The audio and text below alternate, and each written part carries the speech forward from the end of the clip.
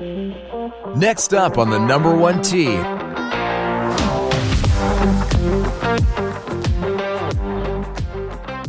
Well, hello and welcome back to your virtual tea time. My name is Tori. We have quite the impromptu session today because Kathy Hart Wood popped up in Arizona the past couple of days. And I was like, we need to get a live podcast done. Because even though we can do Zoom, yes, being in person is so much better. Hi, Kathy. Hi, it's so good to see you. I was so glad that I ran into you in the parking lot. I know, which was bizarre too, because I don't know if we would have really seen each other than that. I know. I had so many people out here with some of my clients. And so this has been planned, well, as soon as she qualified, right? Yeah. And so I was going to come out and caddy for her in the qualifier, my friend in the qualifier and here. And so I never thought about it. There were so many people for me to connect with. And then you pulled in right next to me. I was like, Tori. It worked out. Yeah, it worked out. Awesome. So you are the podcast host of Above Par. Yes. And gosh, how long has that podcast been going on now? I'm 3 years, I think. Yeah. So it's like, I'm in the 140s. So that's about 3 years. Are you still loving it? I do love it. And I was really concerned that I wasn't going to be able to come up with topics because my podcast they're short. They're like 10 to 12 minutes. I want them consumable for people to have going to the golf course. And I'm giving you something to think about and to maybe shift the way that you think. So talking by yourself, like doing a podcast, is way more challenging than when you have a guest. So when I have guests, they go much longer because it's easy, right? You have two people to talk with. And so I've had some guests on, but not too often. But yeah, between my clients and I have people who are in my membership and the topics that come up, I always get a new idea and new something to talk about because if we have a brain, there's always things that can affect the way that we perform and we live. And so there's always things to talk about. Yeah. Well, and even just one of the main topics you talk about, you can spin it a different way or have a new story about it regardless. And people hear it a different way. Yes. Anyway, so it's... I think the more, for me particularly, but I think this is the way brains work. The more you hear something over and over again, your brain keeps expanding to seeing it from different angles. It's like, I had a client describe it to me, which I never thought of. He said, it's like a Coke can is in the driveway. It took me a while to figure out what the heck he was talking about, but he's like, and I see it from the front, but you show it to me from the side. And then I keep doing the work and I see it from the back. And then I see it from a different angle. And I was like, oh, that's an interesting analogy that I had never really thought about. But it is a way of, I have that happen all the time with my brain. I just start seeing things differently.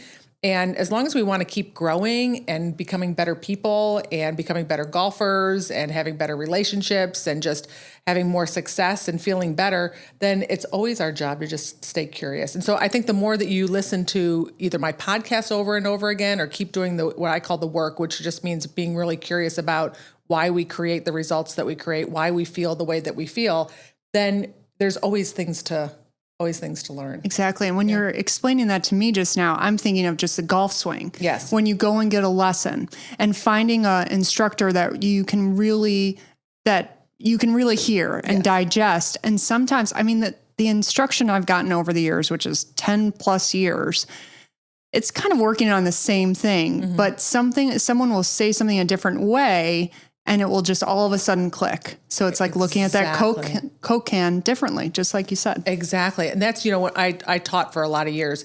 And I teach people over and over. And I think that appreciation has helped me with the way that people work on their brains too. I understand the way our brains work. And I understand how watching someone, evolve with their golf swing it's just everybody's the same. I always say how we do one thing, we do everything, right? And everybody's working with the same brain. But as you change a swing, I could have people come out to me numbers of times, lots and lots of times, and I'd say the same thing. Yeah. And as a good instructor, you try and say it different ways so that they might hear it a little bit differently. I say good instructors have a deep Rolodex of different ways to say the same thing because you never know how something's going to click with somebody. And so many times they'd come out and they're like going, oh my gosh, why didn't you tell me that from the beginning? I'm like, I have, but your brain just opened up to hearing it. And it's the same with the way that we deal with the way that we manage our minds on and off the golf course. Same thing. Okay, so today we're going to get into 3 things we learned about while caddying, because I was out there caddying for Kim too. But before we get into that, I want to just kind of go back to when we first met, which was about 3 or 4 years ago. We have a local Rochester connection. Yes. Remind me the golf course that... So my dad, my dad owns Lakeshore Country Club in Rochester. Yeah. And that's, my parents literally live less than a mile away from that. So it's just so funny.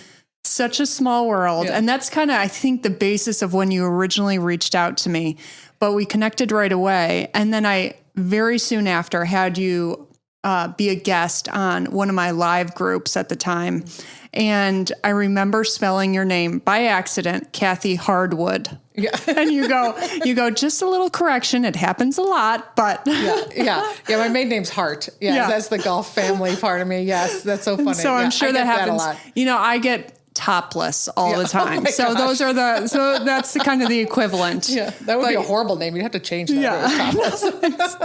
So since then, you've been a part of a ton of my events, and so fun. The ladies and the players love you. So I appreciate the work you're doing and putting out there. Yeah, they're so fun. Thank you for including me. I love the ladies. Your events are amazing. We have such a great time. Oh my gosh, so much fun. The energy is fantastic, and it's so fun to go out there and share a little bit with what I do with them when we have these different events. So, exactly. And we'll be in Dallas soon in 2 weeks. So but again, I am going through a journey right now of, I have a while till my next big event. Mm-hmm. So I'm working on some swing changes and everything. And I'm thinking, what would the process be like with working one-on-one with Kathy? Mm-hmm. So just for the listener, can you explain what kind of things you offer? And if you did want one-on-one coaching, like how that looks, I'm sure your waiting list is super long at this point, but at least go through what it's like. Cause having a golf mindset coach, that seems like way beyond, some of us to take on. So tell us a little bit about how it works. Well, I like to think of it a little bit more like a golf mindset life coach, because you have one brain and it affects your off golf course life, and your off golf course life affects your on your course. And so usually people come to me because they're struggling, usually not only in their results, but they're struggling mentally or emotionally, right? Either golf makes you feel really crappy, and that's a reason to come and talk to me, or you have more talent than you're taking out to the golf course, and it's super frustrating and you don't know how to get out of your own way. And it's in your brain, it's like, I've had people call it all kinds of things, that they're in their head, that they just can't seem to get out of their own way, that they're, have so many negative thoughts and emotions that they don't know what to deal with. And then I have people who after the round are just like, I just hate how golf makes me feel when I'm done, the disappointment and the shame that they deal with. And that's where I help people. So the process is usually when someone will call me up and we'll have a talk and just see if we're a good fit for, 30 minutes or so. I listen to what they have going on and offer how I think I can help. And sometimes I might not be a good fit. And that's happened too, but most of the time it is, because I know how to help people with that part. And then usually we have a series of individual calls, 50 minutes. When I work with juniors, I shorten them because their attention span is a little bit different. Mm-hmm. But 50 minutes, I like to do it on a consistent basis, because you're breaking mental habits. You're breaking mental patterns. It's the people who come in and I just want one call with you. I don't do it. I won't do it, because it's like taking one golf lesson and then never seeing that person again, or never. You're going to go back to your old habits. If you went and took a golf lesson and just changed your grip, you're going to go back to comfortable. You're going to go back and switch, because it's uncomfortable to change your grip or any part of your swing. So you're going to have a tendency to go back to your old ways, because our brain doesn't like to be uncomfortable. So same thing with changing and noticing, just like we talked about the Coke can, about noticing our patterns and changing our habits. And so I like to do those over a series of weeks and on a consistent basis. So I offer it in packages. But basically how it works when I start talking with somebody is, I ask them really, what's the problem? Like what's happening? And they either have the results usually it's results that they're not creating. It can be feelings. It can be feeling out of control, lack of confidence. And so I just start really showing them their brain and start shifting things so that they get to think differently. A lot of times people don't know. I didn't. I played golf for a living and did not know. I definitely did not play to my potential. This is why I'm doing what I'm doing, is I struggled. And I was always trying to fix myself, figure out what the heck was going on, even when I was playing. And I watched so many people while I was teaching. I could give them all the great instruction and their swing could be in super shape. But if they had crappy thoughts and a crappy and a negative mindset, or just we're so easily affected on the golf course or at the effect of the game, like people, pressure, situations, lies, like there's so many things. That's mental. It didn't matter how many balls they hit or how many lessons they took or how pretty their swing was or how pretty their shots were. If they couldn't manage that part, just like it was for me when I was playing for a living, it was a moot point. So I realized I could help people so much better in this capacity because I figured things out myself personally through just different training that I did. I was like, oh my gosh, this was what I needed when I was playing. So I want to share it with as many people as I can by doing that. And what happens is that I would tell you, I can't give a number on it, but the vast majority of my clients are so impacted by the work that they do on the things on the golf course because it impacts how you manage things off the golf course. So their life gets better off the course. That's why I say it's all connected. It's not just going through a pre-shot routine or, thinking a certain thought over a shot. While that might be important, there's more to it, right? Because then you want to go out there and feel like you have a little bit more control and you're not at the effect of the game. And then it's way more fun. Yeah. It reminds me just from this past weekend watching the Ryder Cup, Max Homa's recent journey. I mean, he states a lot now that believing in himself was what he really struggled with. And once he started believing in himself, then his whole golf game opened up and, the results started happening more. Yeah. And I think there's been a stigma too about working on this part of the game. Like, especially, people are like, oh no, I'm strong. I'm tough. I can do it. I'm okay. It's my golf swing. Yeah. I just need to hit more balls. And I did that. I thought that was the case. And there's nothing shameful or wrong about just purposely managing your brain because we can. Like, we feel like we're just like defaulted with like, this is the way my brain works. There's nothing I can do about it. It's not the case. You get to create the results you want by deciding how you want to think and feel at any given moment. And there's no shame in working on that part. I think it's the smartest thing people can do, especially and you mentioned a little bit that it doesn't matter if you're playing like a Max Homa or your level or in the USGA senior. Yeah. I have clients who are 40 handicaps because it's the fastest way for you to get better is to manage your mind first. Don't wait to become a certain handicap before you decide I should work on my brain and how I think out there, right? Work on it now. And especially with juniors too. It's just, I think it's a life skill. It's not necessarily a golf skill. Exactly. Yeah.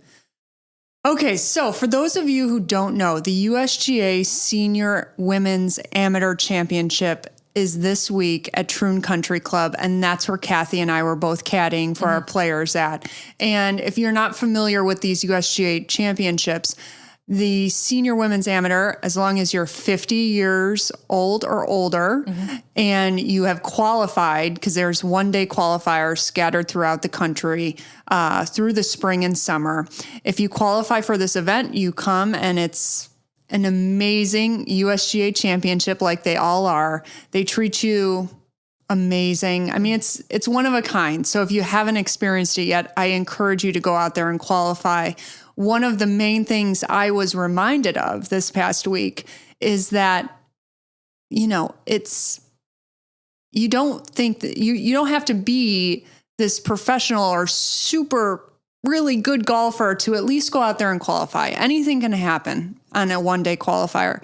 And if you do qualify, you're going to experience something that, you might never experience again. It's just a one-in-a-lifetime kind of championship. Yeah, it's definitely once a year, right? Yeah, so there's a lot riding on that. The qualifiers to get there, you've gone through this, right? And then that one event, it's and the USGA puts in a lot of energy, and they make it really special for all the participants, no matter what event you're playing in. And it's a really cool experience to be able to play in USGA events. Yeah. So let's get into it. Okay. So I thought this would be a very interesting topic of 3 things you learned while caddying. Because again, you're taking your coach hat, well, kind of off, maybe not, maybe your coach hat's still on, and really getting out there and being with the player and seeing what's going on out there and what, let's hear it. So what was your first thing?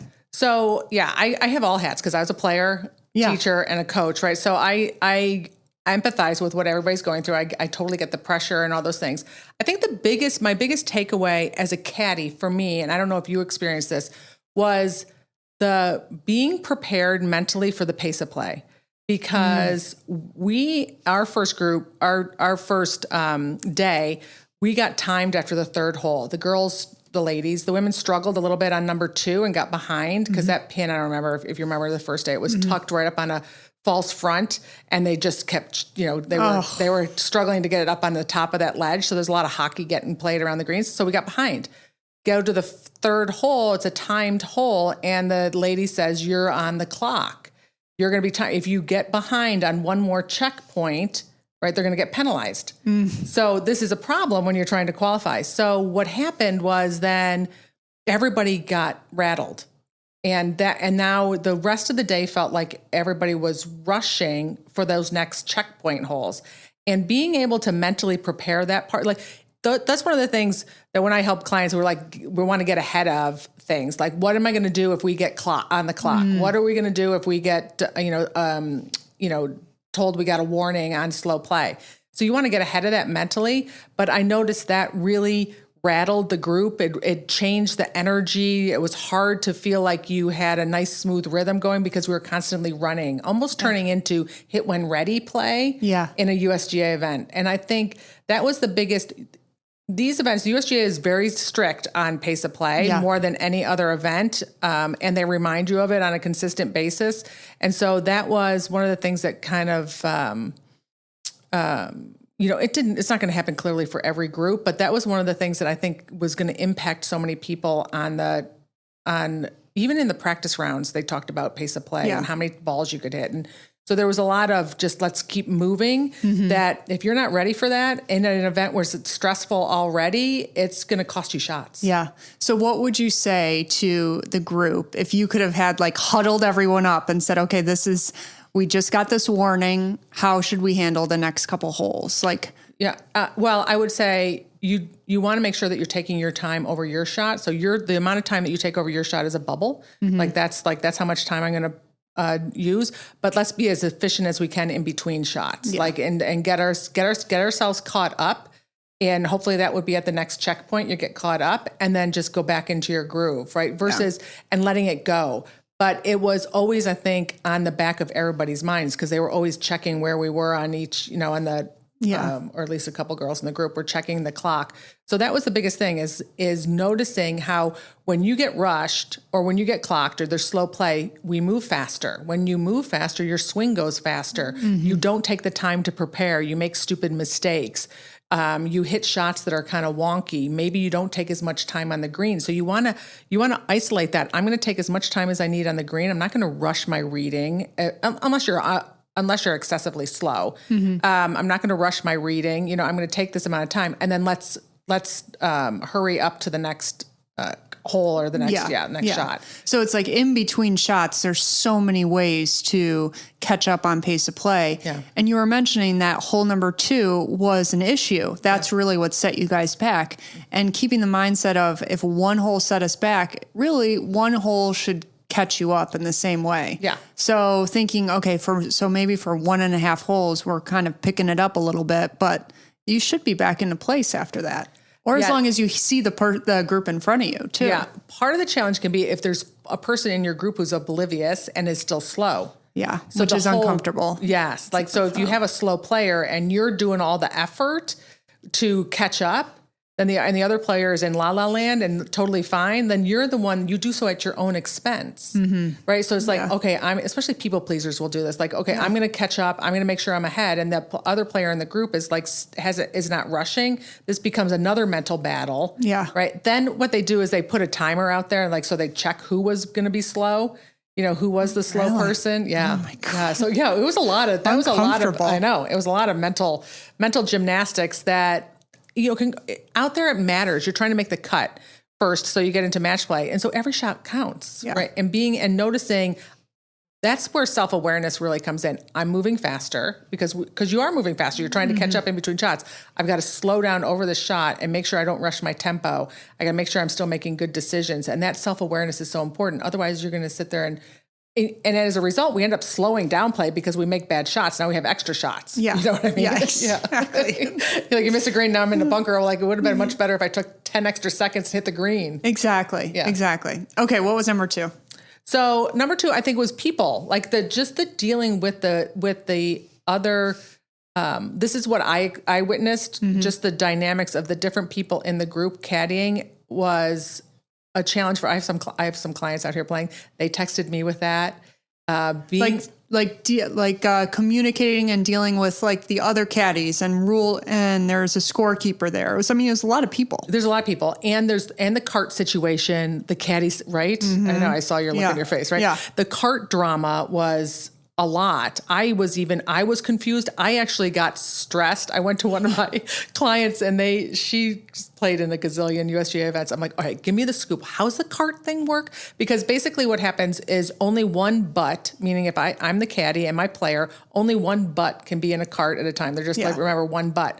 And so it does, and you have 2 carts, but there's a threesome. So somebody's going to have a cart by themselves. Yeah. And so there's like a little bit, if you have a personality in there that's like adamant on which way they want the cart to go, or it was just a lot. And when we got behind, it was like jumping in carts. So that part, I think, was mental drama a little bit for everybody in the group. And my other clients that I talked to, it was an issue as well.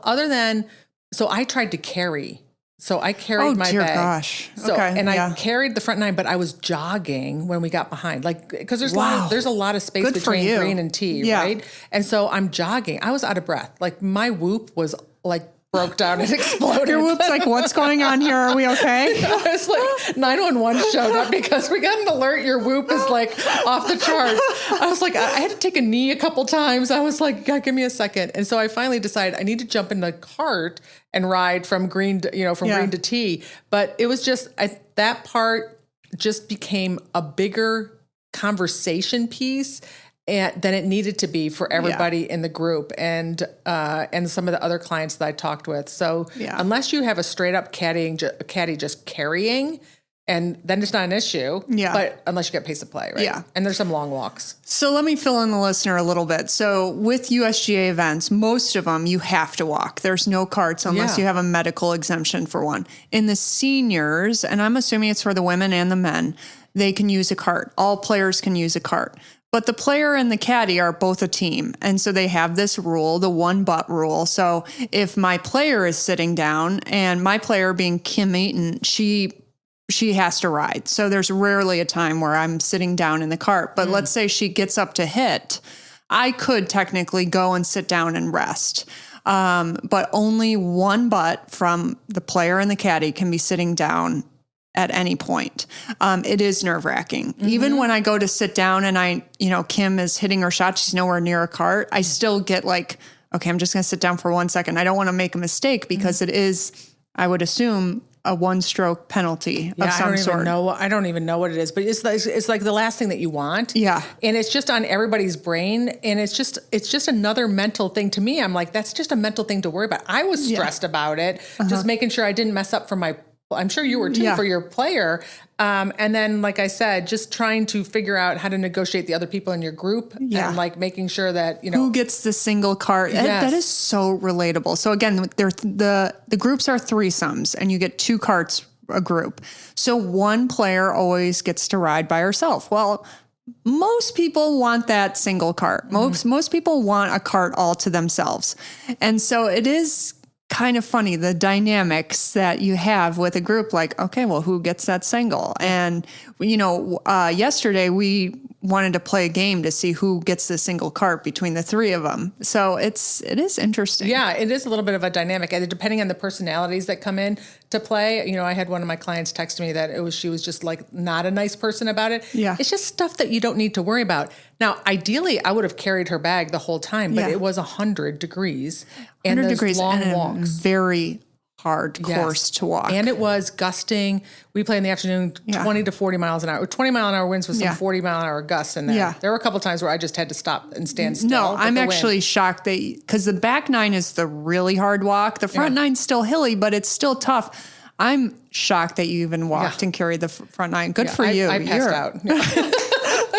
Whoop, overload and all. Yes. Okay, so let's play that out a little bit. So let's say you have a little cart controversy before you even get on the course or you're on the way to the first tee. How do you calm down a little bit after that? Or say you have an argument about whatever on the golf course with someone and things get a little tense and your blood starts to boil a little bit and you have a lot of energy behind this confrontation. What's the best way to calm down? Well, to calm down, the one thing is you want to make sure that you're not feeding the story so much. Like we have things that happen and then we have a story about it and we can feed the story. We can keep the story going and then we become super aggravated and we're wrapped up inside of it. Where it's just like we're arguing with reality at that point. It happened, the event happened. Now we got to decide what we want to think about it. Yeah. And the one thing too to understand, which is why it's a thing that I coach on a lot with people, is other people affect our golf. Worrying about other people, whether we're people pleasing, we're annoyed by people. It can be just at your home course and you're playing in there's that one person nobody wants to get paired with, because the reason that we don't want to get paired with that person is because we don't know how to manage our mind about the person, right? The goal is to be able to manage your mind and say, bring it. I'll bring all the jerks, bring all the loudmouth, bring all the people that annoy you. We'll bring all the things. I can manage my mind about it. That's where you're not at the effect of it anymore. In this situation, it's a little more challenging because we're in a competition and you're restricted so much by the rules that have been set up by the USGA. And so it is about making whatever someone says or does. Well, first I'd say create boundaries for yourself. Listen, okay, no, that's not okay. One of my clients texted me and the things that person was saying to them about the cart, I'm like, that's not okay. Stand up for yourself. They wouldn't say anything. Exactly. And then the second thing is to make whatever someone says neutral. Okay, words that come out of people's mouths are neutral until you have a story about them. Oh my God. Okay. I just had an aha moment there. Yeah. I mean, so when we can sit there and go, they just said words. Now, what do I want to think about it? What story do I want to create? And we want to create the story that benefits us. Your brain wants to go and write a novel over one sentence. Right. And then next thing we know, we're like, well, I think I could publish the story. Right. It's so great and graphic. Oh, yes. And we think that everybody believes our story. Yeah. And so we want to tell this other person, don't you think that too? Yeah. Right? And because I coach so many people, I make the words that they say neutral. So I'm very good at just, I'm like, they just said words. Now, what do you want to make them mean? And that's the biggest challenge out there. Most people don't know how to do that because we go in the habit of creating these stories that make us feel crappy. And then we regurgitate them over and over and over again. We feel crappier and crappier and crappier, but we're doing so at our own expense. And the job is the other thing I would tell people is that if you want to argue with what the person said or what the person did, and this is the same as if you made a big number on a hole and you want to complain about it, or you got a bad break and you want to complain about it. We're arguing with reality. It happened.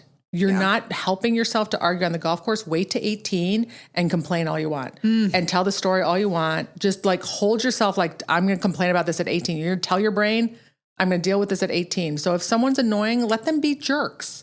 They're doing so at their own expense, right? So what do you want to think about it? And then making sure you hold your boundary. You have rights out there. No, I get to ride in this cart if you like it or not. Exactly. Stop and wait on me if that's not what they're going to do. Yeah.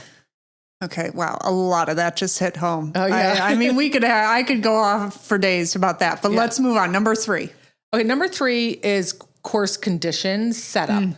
Okay. And I think a lot of times, when you play in a USGA event, let's just say from someone who hasn't played in a USGA event, they're trying to make it challenging and tricky. And they're going to do things that seem, are you kidding me? They put the pin there. Are you kidding me? They're playing it this long. They set it up this fast. There were some pin placements out there that were brutal, almost mean.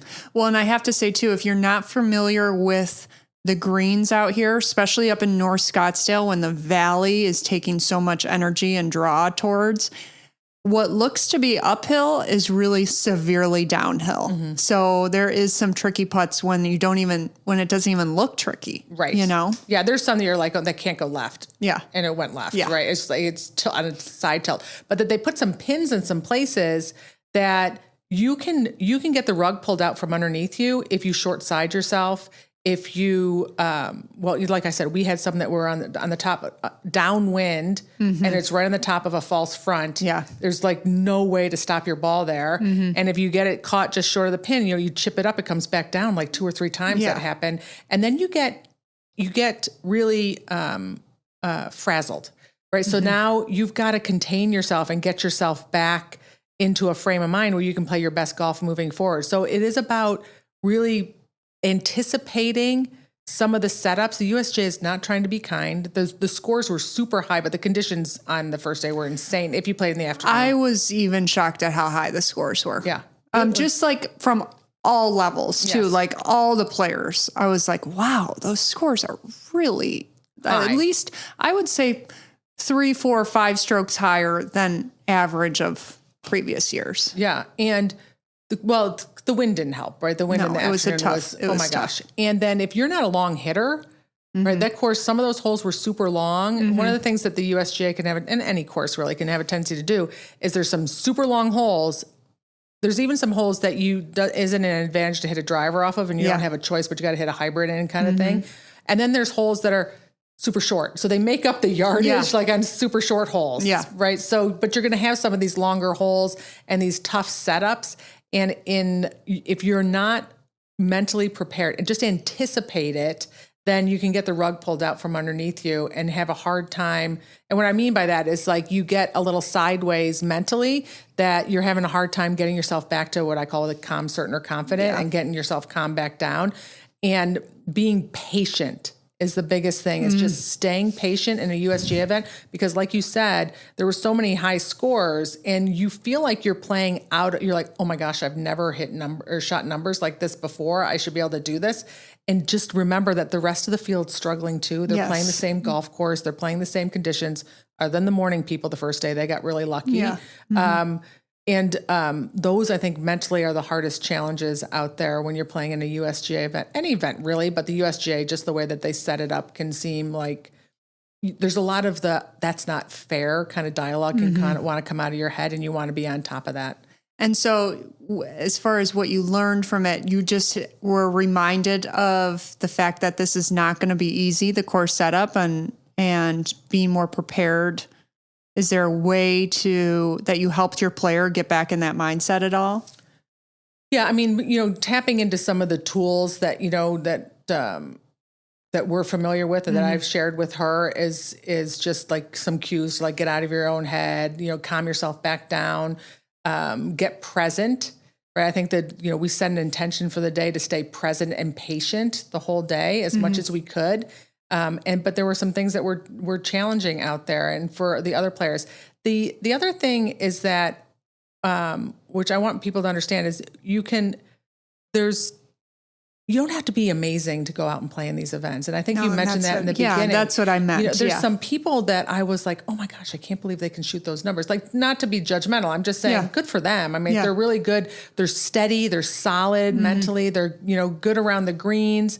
They don't have to be super long, and they still can score. Yeah. But they were the ones just, watching them were pretty mentally steady, pretty calm out there on the golf course. They're playing in like their 61st and 45th, USGA events. They know what to, right? Yeah. They know what to anticipate. So that's an advantage versus the people who haven't played in very many of these events before.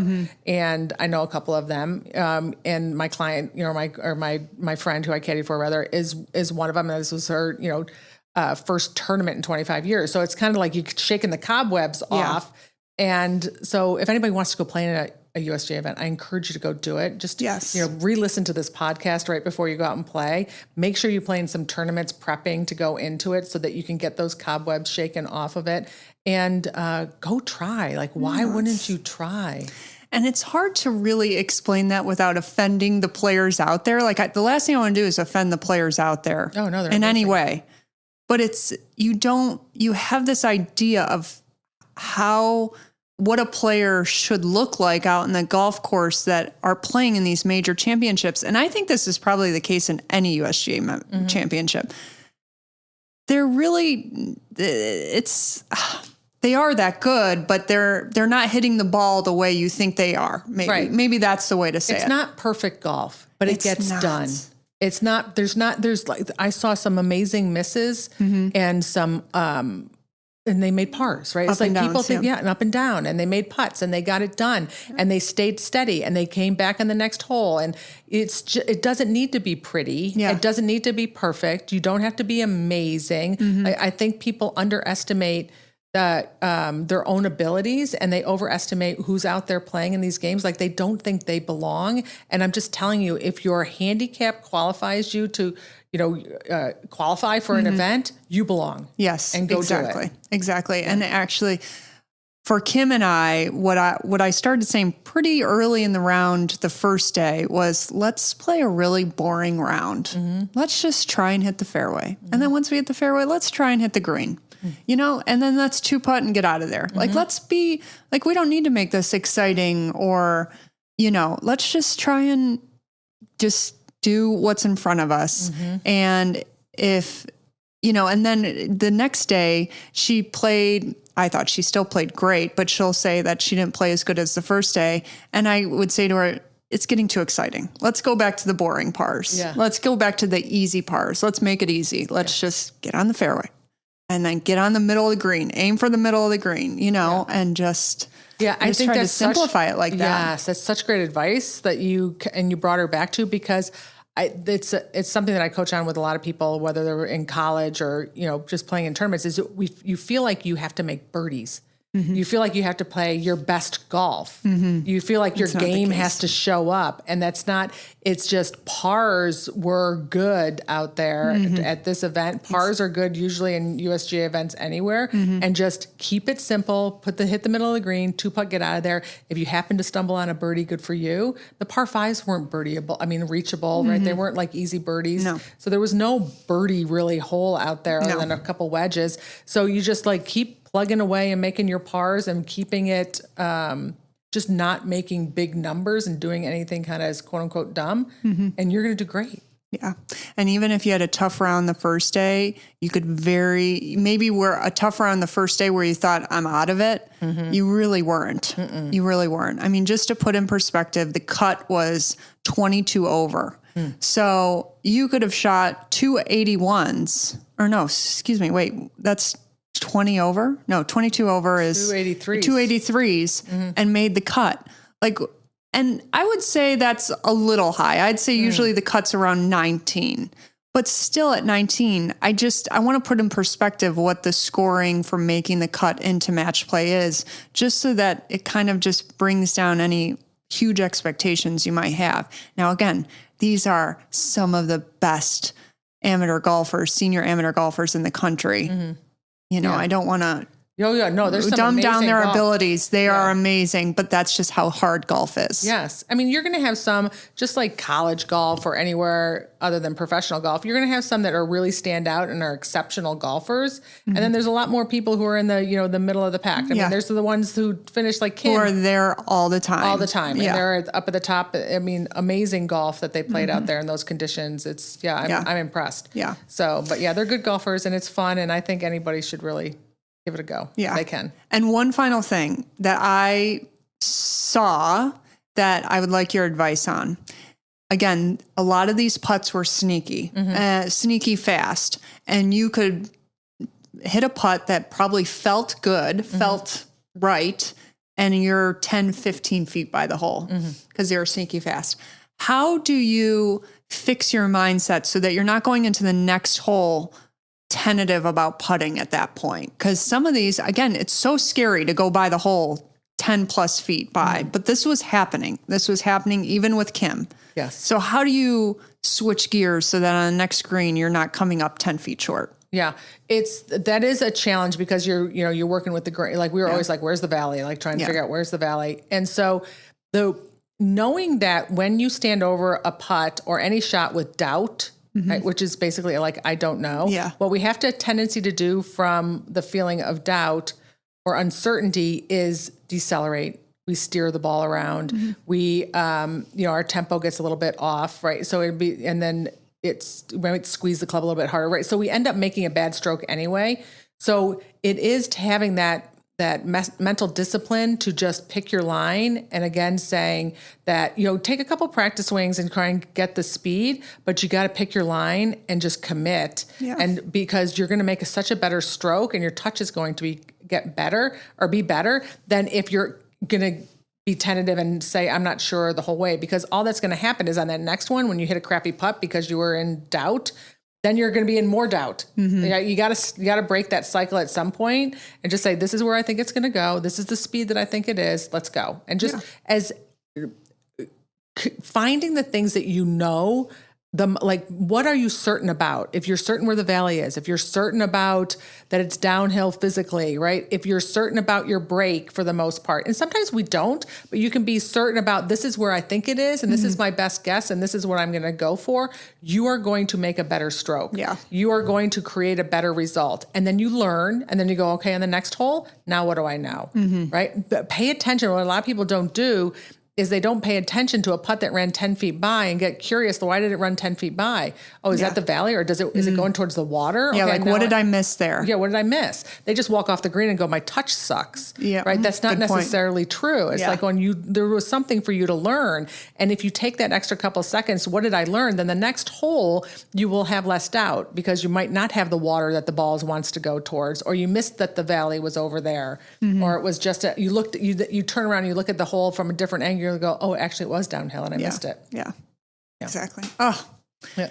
Kathy, thank you for, seriously, for all the listeners, I was texting Kathy at 9:45 this morning, and it is 11 a.m. that we did this podcast. I was like, come on, is there any chance? Because you're leaving tomorrow. Yes. I have to go caddy this afternoon. I was like, can we fit this in somehow? And the studio was available.